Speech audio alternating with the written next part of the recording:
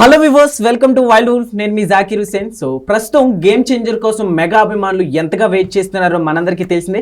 అయితే game changer మూవీలో కొన్ని డైలాగ్స్ ఇక తమిళనాడుకి చెందిన ఎంపీ చెప్పి రాసినట్టుగా తెలుస్తోంది. సో ఇందులో ఎంతవరకు నిజం ఉంది, అలానే గేమ్ చేంజర్ నుంచి వచ్చిన ఈ హాట్ కామెంట్స్ ఎంతవరకు నిజం, ప్రస్తుతం మనతోటి సీనియర్ జర్నలిస్ట్ జగదేవ్ గారు ఉన్నారు. సో అడిగి తెలుసుకుందాం. So hi sir. Hello. Game చేంజర్లో తమిళనాడుకి చెందిన ఒక ఎంపీ డైలాగ్స్ రాశారంట. సో ఇందులో ఎంతవరకు నిజం ఉందంటారు? గేమ్ చేంజరు ఎప్పటి నుంచో ఊరిస్తున్న సినిమా ఇది యాక్చువల్గా. ఎస్ సార్, అవును. ఈవెన్ RRR తర్వాత రావాల్సిన మూవీ RRR వచ్చి వెళ్ళిపోయి కూడా ఆల్రెడీ 2 years అయిపోతుంది, ఆల్మోస్ట్ 1.5 year పైన. సో అప్పటి నుంచి మెగా అభిమానులందరికీ especially global star Ram Charan performance RRRతో మరింత ఎక్కువైంది కదా, క్రేజ్ పెరిగింది. దాని తగ్గట్టుగా చాలా విమర్శకులు కూడా ఎన్టీఆర్ ఇప్పుడు బాగా సూపర్ చేస్తారు, ఆయనకి బాగా పేరు వచ్చేసింది ఆల్రెడీ.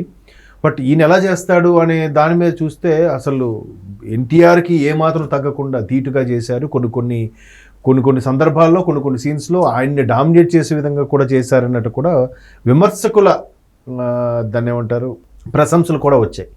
అయితే సో అటువంటి రామ్ చరణ్కి శంకర్ అంటే అసలు ఒక ఇప్పటి నుంచో అంటే శంకర్ గారి డైరెక్షన్కి అతను తమిళన్ అయినా కూడా తెలుగులోనే ఎక్కువ మంది ఫ్యాన్స్ ఉన్నారు.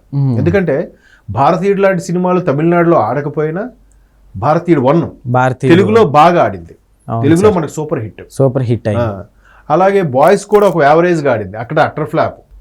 అలాగే చాలా సినిమాలు ఉన్నాయి. ఇప్పుడు ఈవెన్ అపరిచితులు కూడా తమిళనాడులో కన్నా మనకు తెలుగులోనే ఎక్కువ హిట్ అయింది అనమాట. అన్నియన్ అనేదో తీశారు అక్కడ. సో రీసెంట్గా మనోహర్ ఏదైతే ఉందో అది కొద్దిగా మన దగ్గర సరిగ్గా ఆడలేదు, కానీ మిగతా అన్ని సినిమాలు శంకర్ సినిమాలు బాగానే ఆడాయి. సో అటువంటి శంకర్ గారు ఫస్ట్ టైం ఒక తెలుగు హీరో అంటే south India hero, of course pan India star Ram Charan కూడా గ్లోబల్ స్టార్ అయ్యారు కాబట్టి ఆయనతో సినిమా అనుకున్నారు. ఒక ప్రస్తుత రాజకీయ నేపథ్యంతో అనుకున్న సినిమాని ఎప్పటి నుంచో అది ఊదరగొడుతూనే ఉన్నారు. అయితే మరి ఎన్నో వచ్చేసాయి రాజకీయాలకు సంబంధించిన సినిమాలు. సో మరి రొటీన్గా ఉంటే బాగుండదు కాబట్టి కొత్తగా చూపించాలని ఒక విభిన్నమైన కథతో వస్తున్నారు. దాని టేకింగ్ కూడా చాలా ఒక పవర్ఫుల్ ప్రభుత్వ అధికారిగాను, అలాగే డ్యూయల్ రోల్ కూడా చేయబోతున్నారంట రామ్ చరణ్.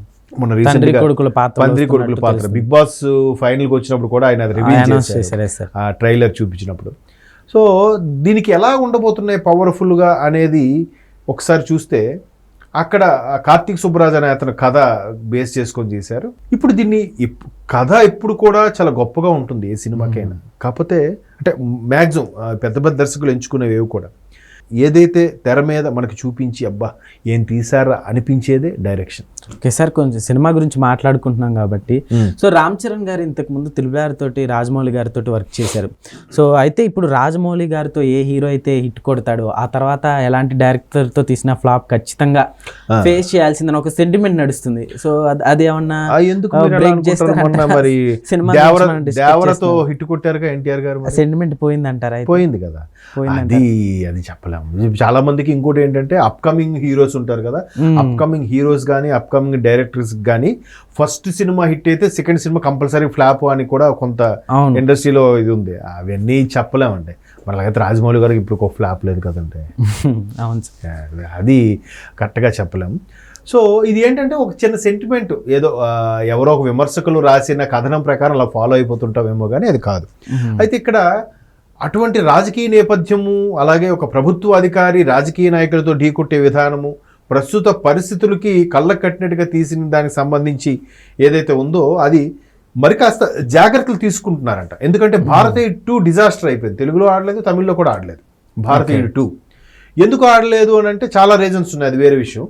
డైలాగ్స్ కానీ రాజకీయ నేపథ్యం ఉన్న రాజకీయ నాయకుల నడవడిక కానీ కళ్ళకు కట్టినట్టుగా చూపించాలంటే అందులో మునిగి తేలిన వాళ్ళని తీసుకొని వాళ్ళ దగ్గర ఉన్న ఇన్పుట్స్ సలహాలు తీసుకొనే శంకర్ గారు డైరెక్ట్ చేశారట. దాంట్లో భాగంగానే ఏదైతే కార్తీక్ సుబ్బరాజ్ గారు కథ రాశారో కొత్తగా ఉండాలి డైలాగ్స్ అని ఒక కమ్యూనిస్ట్ పార్టీకి చెందిన ప్రస్తుత మధురై ఎంపీ వెంకటేషన్ గారు ఉన్నారు. ఆయన ద్వారా డైలాగ్స్ రాయించి, అంటే ఆయన బేసిక్గా రైటరు. ఆయనకి ఇంతకుముందు తమిళ సంఘం సంబంధించిన తమిళ సాహితీ అకాడమీ నుంచి కూడా ఏదో పురస్కారం వచ్చిందంట ఆయన. సో బాగా టచ్. ఇప్పుడు కమ్యూనిస్ట్ భావజాలం ఎలా ఉంటుందంటే ప్రతిదీ ప్రస్తుత పరిస్థితుల్ని ప్రశ్నించేలాగా ఉంటుంది. అవును సార్. కంపల్సరీగా ఒక అంటే మార్క్సిజం అవన్నీ ఎలాగ ఉన్నాయో మన దగ్గర కూడా సిపిఎం వాళ్ళు నాయకులు ఎట్లా ఎంతగా పవర్ఫుల్గా మాట్లాడుతుంటారో అట్లాంటి భావజాలంతో ఉన్న డైలాగ్స్ రాసిమని ఆయన అడిగారట. ఆయన కూడా ఒప్పుకున్నాడు. అయితే ఇప్పుడు దాన్ని యాజ్ ఇట్ ఈజ్గా మన తెలుగు నేటివిటీకి ఎంతవరకు డబ్ చేశారనేది ముఖ్యం, అంతే కదా. ఇప్పుడు చిన్న ఎగ్జాంపుల్ చెప్తాను. అప్పట్లో అందమైన అనుభవం ఒక సినిమా వచ్చింది బాలచంద్ర గారిది.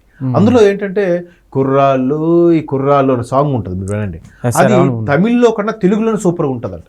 అది స్వయాన బాలచంద్ర గారే సర్టిఫై చేశారు. మహానుభావుడు, గ్రేట్ డైరెక్టర్, అంటే రజనీకాంత్ గారిని, కమల్ హాసన్ గారిని లాంటి వాళ్ళకి గురువు ఆయన.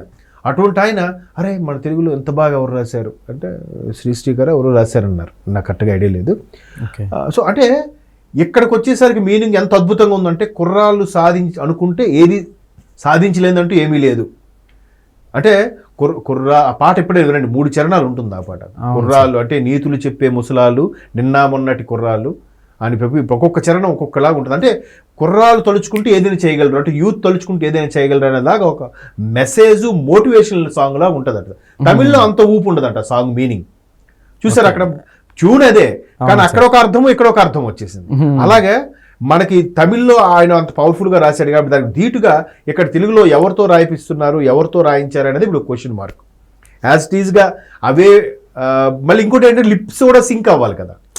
కొన్నిసార్లు కామన్ సీన్స్ తీస్తూ ఉంటారు సపరేట్గా. శంకర్ గారు స్పెషల్ ఏంటంటే శంకర్ గారి నుంచి వచ్చిన స్టైల్ ఏంటంటే తమిళ బోర్డు కనబడేసరికి తెలుగు బోర్డు అక్కడ కనబడడం, తమిళ లెటర్స్ కనబడేసరికి తెలుగులో లెటర్స్ కనబడేలాగా ఆయన కొన్ని కేర్ తీసుకున్నారు. ఇప్పుడు ఆయన స్టార్టింగ్ భారతీయుడు ఒకే ఒక్కడు సినిమాల నుంచి కూడా, మీరు జెంట్లిమెన్ సినిమాల నుంచి కూడా చూస్తే భారతీయుడు అని తమిళ్లో సైన్ చేస్తాడు, తెలుగులోకి వచ్చేసరికి భారతీయుడు అని తెలుగులో సైన్ ఉంటుంది.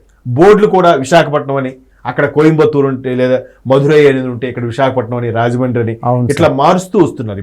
ఇప్పుడు అంటే అందరూ డైరెక్టర్లు అలాగే చేస్తున్నారు. అప్పట్లో ఆ ట్రెండ్ స్టార్ట్ అవ్వ ముందు ఆయన అలా చేసేవాడు. అంటే శంకర్ అంతా ఫార్వర్డ్గా ఆలోచించేవారు అనమాట డైరెక్టర్ శంకర్ అంటే. సో ఆ తర్వాత మనకి రోబో కూడా ఎంత పెద్ద హిట్ అయిందో తెలుసు, తెలుగులో కూడా చాలా బాగా ఆడింది. సో అట్లాంటి శంకర్ గారు ఇప్పుడు ప్రాజెక్ట్ పట్టుకున్నారు కాబట్టి ఎంత డిలే అవడానికి కారణం, మరొక పుష్ప కూడా ఎందుకు డిలే అయింది, ప్రతిదీ చెక్కుతూ వచ్చారు సుకుమార్ గారు.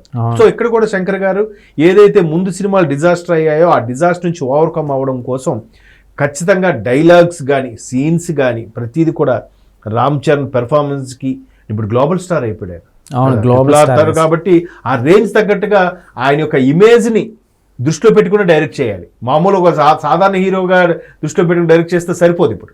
సో అన్నింటినీ మేళవించి చేస్తున్నారు కాబట్టి టైం టేకన్ తీసుకుంటే సంక్రాంతికి వస్తుంది. సో మీరు అన్నట్టు మెగా ఫ్యాన్స్ కి పెద్ద ఫీస్ట్ అది, ఫుల్ మీల్స్ దొరకబోతుంది. అది.